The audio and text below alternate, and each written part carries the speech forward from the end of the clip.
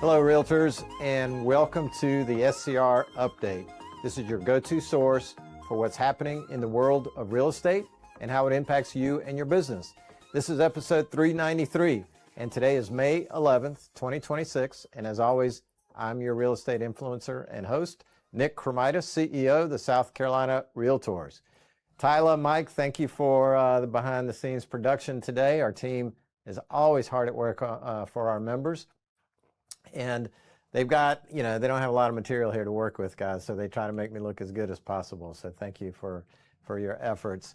Realtors, grab your coffee because this week we're covering the latest national market numbers. We're going to dive into a new study that highlights the massive urban-rural divide in South Carolina property taxes.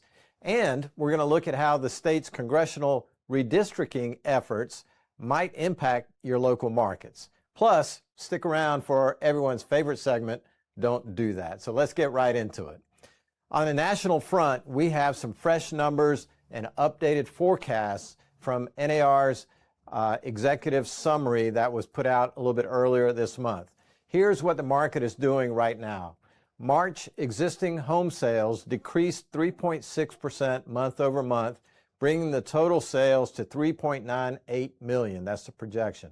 However, because inventory remains tight, sitting at around 4 months of supply, the median sales price actually increased just a little bit, 1.4%, but that was enough to bring it to a record high of $408,000 for the median price of a home nationally.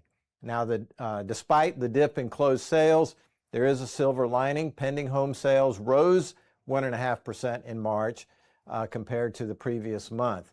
NAR's chief economist, Lawrence Yun, noted that this bump in contract signings, even with mortgage rates in flux, points to some serious pent-up housing demand. And because of the current trajectory of mortgage rates, NAR has revised its 2026 housing forecast and now expects existing home sales to increase by only 4% this year, which is a little bit less than their original projection. Now remember, Realtors, this is the national housing forecast, right? These are national numbers. Obviously, South Carolina, as you know, is outperforming most of the country, continues to outperform most of the country in these housing metrics. Your value in your community is to be an expert on your local numbers. Please make sure that you have all of our latest market data, which can be found on our website. Mike, the link, if we could post the link, screaltors.org/market reports. I think I've got that right. Check it out in the comments. And we've got all of our current and historical data there that you can use to be an expert in and this is drilled down all the way to the local level, not just state level numbers. So check it out. So bringing it back home to the Palmetto State, the Lincoln Institute, this is a national think tank that every year does a full 50-state property tax comparison study. Now, this has been my go-to source for property tax information for a very long time, a good research data firm. Their 2026 study has shed some glaring light on how property taxes are handled across South Carolina. Now, I know that you won't be surprised to know that there's a disparity between 4% and 6% properties, but let me tell you just how wide that gap really is. Now, South Carolina has a strong property tax classification system, the 4 and 6% that I mentioned, plus the industrial and manufacturing property, that heavily subsidizes homeowners by shifting the tax burden onto businesses and renters. For example, the two cities they look at in South Carolina typically are Charleston as a metro market, and they use Dillon, South Carolina as an example of a rural market. So in Charleston, the commercial to homestead classification ratio is 3.158. No, that's not, what's pi? It's close to pi, but not quite. What that means in real terms is that a commercial property is taxed at more than 3 times the effective rate of a median valued home in the Charleston market. Now, the ratio for apartment buildings in Charleston is the exact same, more than 3 times. But what's really fascinating here is the urban-rural divide. While urban centers like Charleston actually have very low effective tax rates for homesteads, it's about 0.5%, rural areas are getting hit hard. In Mullins, which I mentioned earlier, is used as the rural benchmark in this report, the effective tax rate on $1 million commercial property is a staggering 3.249%. Even worse, Mullins ranks number 1 in the entire nation. Guys, let's put our arms around this. Number 1 in the entire nation for having the highest rural, industrial, and apartment property taxes. Now, if you're a realtor working in commercial or investment real estate in rural South Carolina, you need to make sure your buyers are fully prepared for these aggressive tax rates. And this report highlights what we already know in South Carolina. We have among the lowest owner-occupied taxes, the 4% rate, and we have among the highest commercial and industrial tax rates in the country.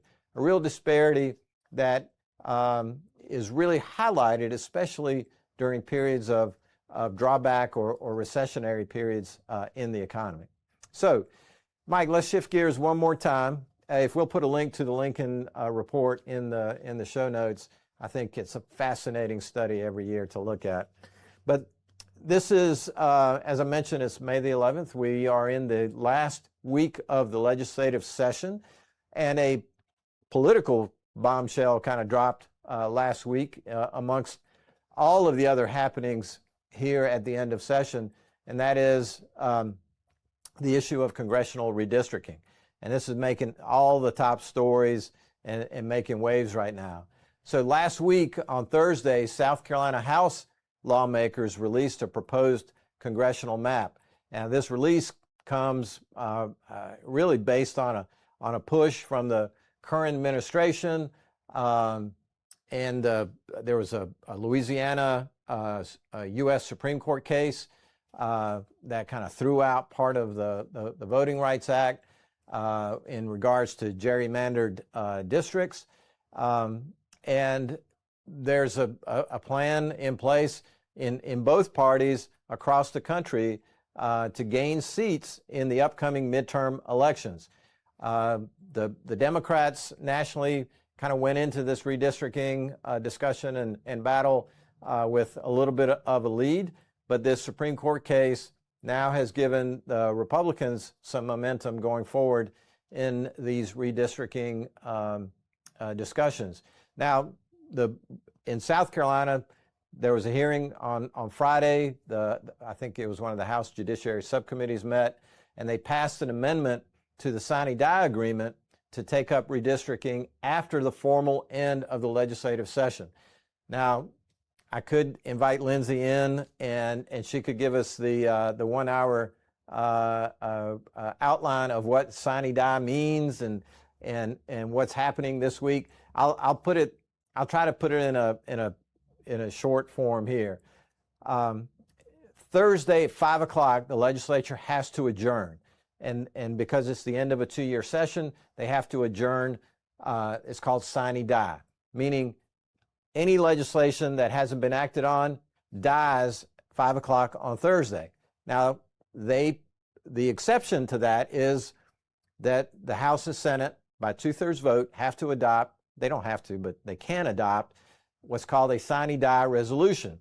Now, this is basically a bill that they pass that outlines what things they can take up before the next session, like over the summer or fall. Things like continuing to work on conference committee reports, and this is where the House and Senate are trying to iron out differences on a bill. If the governor ends up vetoing sections of the budget, they can come back and address vetoes. Or anything else that gets put into the sine die resolution, like the redistricting conversation that has been mentioned. So the Senate has yet to act on it, and mixed signals from the leadership in the Senate. As you know, the House and Senate both have Republican supermajorities. And the Senate Republican leader, Senator Shane Massey, has said publicly the last few days that he's not so sure that this is a good idea. So if passed, the new map would connect parts of the state that just today aren't connected. Columbia would get lumped into the upstate. Charleston would get parts of the Grand Strand and Myrtle Beach. I think Representatives Jim Clyburn and Joe Wilson would even be drawn into the same district. York and Lancaster would be split into separate counties, and Richland County could possibly be divided into 3 different districts. The upstate would get split, and as I mentioned, though, the Senate Majority Leader has concerns that changing these maps could backfire, and instead of creating a map that has a 7-0 sweep for these congressional districts, it could create more competitive districts across the state. Now, that may not be a bad thing. We certainly want districts to be representative and have all of South Carolina have a voice in their representatives. But because of these potential delays and shifts, House lawmakers are proposing to push the congressional primary elections from June 9th to August 11th. Total chaos at the ballot box. I think military ballots, Mike, have already been shipped in. Some early voting has already occurred. It seems really last minute. My prediction is that this will be included in the sine die resolution. They'll meet this summer, but not actually redraw the lines once all opinions, all the facts are on the table. But I could be wrong. Have been wrong before. So we'll see. So why does this matter for you as a realtor? Well, when district lines shift, so do voter bases that elect our local and federal representatives. Think about our real estate commission, for example. Those commissioners are elected on a congressional basis, a congressional map. And some of these commissioners could be drawn into the same district, and we'd have to reformat the whole real estate commission. So as these new maps, if they're finalized or not, it's critical that we, as the voice of real estate, continue to build relationships with whether it's the new, existing, incoming, challengers, all of these candidates to ensure that property rights and housing remain top legislative priorities. So, Mike, that was a mouthful. Why don't we, I think it's time for a little fun. Let's talk about our Don't Do That segment for this week.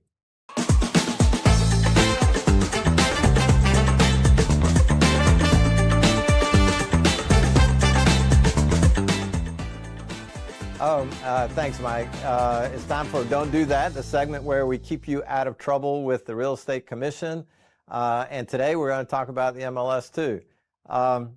Mike, we need to come up with like a jingle for this. I need a soundboard. I want to be able to do like pops and cracks and all kind of stuff. But anyway, we'll get to that later. Today's focus is on the clear cooperation policy and pre-marketing practices. A lot of talk about coming soon, pocket listings, private listings. Let me remind you today of a few things that are specific to our market here in South Carolina. First and foremost, don't put the cart before the horse with coming soon marketing. Under South Carolina real estate license law, you absolutely cannot advertise or market a property without a valid signed listing agreement in place. Sticking a coming soon sign in the yard or teasing a property on Facebook before that ink is dry is a violation of our state real estate license law. Honestly, it makes any debates over specific MLS coming soon rules, it makes them completely moot if you don't have the legal paperwork executed first. And second, I know you're reading about all of these different changes that are coming as a result of these mega mergers and all of these transactions and consolidations that are happening. Don't assume that these MLS rules are the same everywhere. Different states have different laws and different MLSs have different rules. You need to be familiar with the rules of your local MLS, and of course, you need to be very familiar with state real estate license law. NAR Our national association does not set a national policy for these types of listings. The features and limits of the coming soon status may and do vary heavily by your local MLS, but no matter what your MLS says, you still got to comply with state law. And lastly, on this topic, don't think your creative marketing strategy makes you exempt. Unique broker partnerships, arrangements with builders, and creative marketing strategies do not override state law. You cannot market as coming soon unless you have an active listing agreement in place, period. So, can you say coming soon if you've got a listing agreement in place? Yes, you can. But it is kind of silly at that point to say coming soon because it's already there. You already have the listing agreement in place. So, realtors, keep it clear, remain cooperative, and keep yourself out of trouble with your local MLS and the Real Estate Commission. And I think that wraps up our Don't Do That for this week, Mike.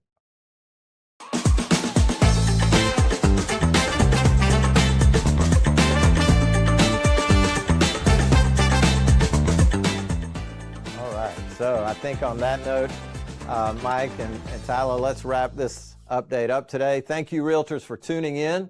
And be sure to subscribe so you never miss one of our updates. We're on YouTube, we're on Facebook, and so check us out and hit that like or subscribe. I don't know, what are those buttons called, Mike? You know, the little bell thing, so you get a notification when we do go live. So realtors, stay safe, stay realtor strong, and we'll see you again next week. Take care, everybody.